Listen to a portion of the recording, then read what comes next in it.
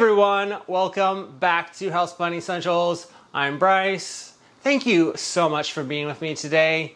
All right, in today's video, I'm going to be talking to you about the cost of houseplants. Yes, seems like they're so astronomical, and I want to know what can I get for my money at $5? What can I get for my money at $50? What can I get for my money at $250? I am going to show you exactly what you'll get. All right. So I actually watched a video recently by the YouTuber, the influencer, Good and Planty. Shout out to her. This was her original idea, I think. Anyway, she did a really good job and it really got me thinking. So I will put the link down in the description box to her channel. Go and check it out. She's got some really good content also. So yeah, I was just thinking okay, what did I buy at $5? And you know what was more expensive? Way on the other end of that. So I'm going to be showing you 5 different houseplants at different price points, so you can get an idea of what you can get for your money. All right. So without further ado, let's get right into the first plant. Okay, the first plant that I'm going to be showing you is at the $5 range, and it's this cute little golden pothos. Now, I wanted to show you the pothos that I actually bought for $5.99 because this one was a propagation and, didn't cost me anything. But this was a propagation off my original golden pothos that now hangs in my bedroom and is really long. It's really nice. I can't take it down. So I will insert a picture right here so you can see what it looks like today. I did get it for $5.99 at Trader Joe's, and I thought at the time I was getting the most beautiful thing in the world. And you know what? I was. So I'll give it that. So yeah, that's what you can get for something kind of in this same size, in the $5 range. Golden pothos, so easy to take care of, and they will grow long, they will grow big, as long as you follow the care guides that are out there. Okay, so that's plant number 1. All right, the next plant I'm going to show you, plant number 2. This one is in the $25 range. In fact, this one here, which is a butterfly Aguilera, cost just over that at $29.99. I did get this one at Dennis 7D's. Forgot which location, but anyway, this one is such a price point that is comfortable for me. You can find so many good plants in this range. When I first started out though, $25 was a lot of money for me. And I would always feel kind of I'd cringe a little bit when I'd get up to the register to buy a plant at that price point. But, now it's a good price point. You're going to find a lot of selection, and you'll get something like this, a nice 6-inch pot with nice foliage, something that I really love. The Aguilera are so easy to take care of. They prefer lower light conditions, although they do well in bright indirect light as well. So yeah, this is a very good price point for you. So if you're looking for a plant, this is something you can get for $25. All right, plant number 3. We're looking at the $50 to, roughly $75 price point here. This one here is my prized Philodendron Silver Sword. This one, when I got it, was only about 4 leaves. Down here at the bottom are the original leaves, and I got this for $65. Yes, I know. I was so scared at the time to spend that amount of money on a plant that was small, and I was terrified that it was going to die on me. And the thing about it, I had a lot of apprehension towards buying a plant in this price range because I thought, okay, now I've really got to take extra care of this because I don't want to lose my money. This is a special plant. I don't want it to die. But it has done extremely well. As you can see, it's growing up this pole right here.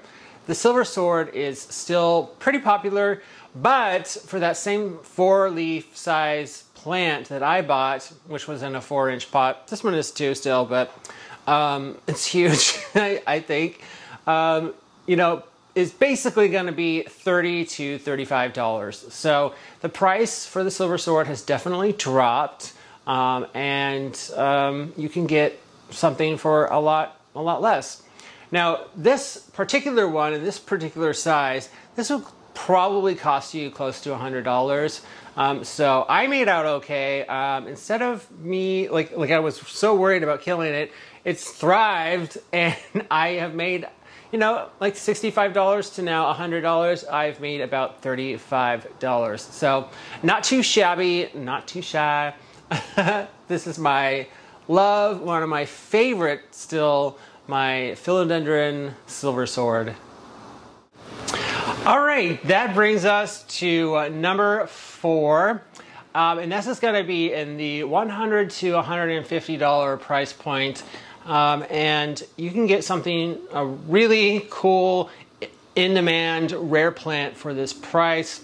This one particularly is the Philodendron Milano Chrysome, and this one cost $135. This one is in high demand right now, so it is expensive. You're not going to get a lot for your money, but you will get a rare plant. So this one has 3 leaves on it with 2 growth points. All right, so I decided to show you 2 plants in this price point because I just want to show you what else you can get. This is the Philodendron gloriosum. This one is also very popular. I definitely wanted this plant a lot. This one here, this did have 3 or 4 leaves, I should say. It cost $120. So this one, yeah, again, is really popular. Very easy to care for, though. Both of these are fairly easy. You know, you've got these expensive philodendrons. That doesn't mean that they're harder to take care of. They're just like plants you probably shouldn't like overlook anything because you don't want to lose that amount of money. All right, so yeah, I have both of these, the Milano Chrysome and the gloriosum. Okay, that brings us to number 5. And that is the $200 plus price points. So I happen to have one right here. This is my favorite plant, I have to say. This is the Philodendron White Princess. And this, to me, is more of a collector plant than anything. This is not something that I would recommend anyone going out and buying unless they have their heart set on that, if that makes sense. So, you know, this is definitely one that I do worry about, and I want to make sure that it has like the top-notch care, the best care I can give it. So it's got great lighting, it's got good humidity, it's got, you know, just anything you can think of, I have tried to take into account. So you can get a lot for your money, or you can get a little, depending on how you look at it. Like, yeah, you're basically, when you're getting over $200, you're basically looking at more collector plants. So if you want to start collecting certain plants, like I have decided to collect philodendrons. I love them, they're beautiful, and some of these are pretty expensive, but I definitely am not going to go out and just spend $200 willy-nilly, all right? So this is a big investment for a plant. But yeah, all that being said, this one cost particularly $230. I did import this from the Netherlands. It was a really, really good purchase. It came in pristine condition. It still looks beautiful, and I'm really, really happy about it, all right? I hope that gave you some clarification for what you can get at the $200 price point. Well, that is it for our 5 different plants at different price points.